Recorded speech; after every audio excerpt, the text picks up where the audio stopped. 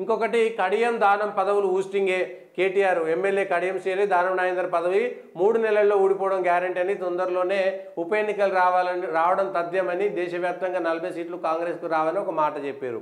కానీ ఎట్లొస్తాయి?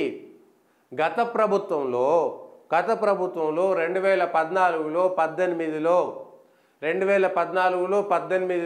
మీ పార్టీలో చేర్చుకున్నటువంటి వాళ్ళు బీఆర్ఎస్ పార్టీలోకి కాంగ్రెస్ వాళ్ళనో సిపిఐ వాళ్ళనో బీఎస్పీ వాళ్ళనో చేర్చుకుంటే రానటువంటి ఉప ఎన్నికలు ఇప్పుడు ఎందుకు వస్తాయి?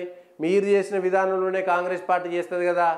ఉప ఎన్నికలు రాకుండా మీ పార్టీలో చేర్చుకున్నప్పుడు కాంగ్రెస్ పార్టీకి సంబంధించినటువంటి ఎమ్మెల్యేలను బీఆర్ఎస్లో చేర్చుకున్నప్పుడు ఉప ఎన్నికలు రాలేదు కదా. అధికారంలో ఉన్న మీరు ఆ ట్రిక్ చేస్తే అధికారంలో ఉన్నటువంటి కాంగ్రెస్ ఆ ట్రిక్ చేయదా? ఎవరు స్పందిస్తారు? మళ్ళీ 5 ఏళ్ళు అవుతుంది అన్నీ చేసేసరికి, మళ్ళీ 5 ఏళ్ళు అవుతుంది. 5 ఏళ్ళ తర్వాత మళ్ళీ ఎన్నికలు వచ్చేదాకా ఇది కొట్లాట సాగుతూనే ఉంటుంది. స్పీకర్కు సంబంధించినటువంటి అంశంలో ఎట్లాంటి నిర్ణయాలు ఉంటాయి అనేటువంటిది, ఎమ్మెల్సీలకు సంబంధించినటువంటి అంశంలో, ఎమ్మెల్యేలకు సంబంధించినటువంటి అంశంలో గత ప్రభుత్వాల సందర్భంగా మనం చూసినాము. సో ఉప ఎన్నికలు వచ్చేటువంటి అవకాశం అయితే చాలా క్లారిటీగా లేదు. ఎందుకంటే కాంగ్రెస్ ప్రభుత్వం కూడా వాళ్ళపైన వేటు వేయదు. స్పీకర్ పరిధిలో ఉండేటువంటి అంశము, స్పీకర్ ఎవరు చెప్తే వింటారనేటువంటిది బహిరంగ రహస్యమే.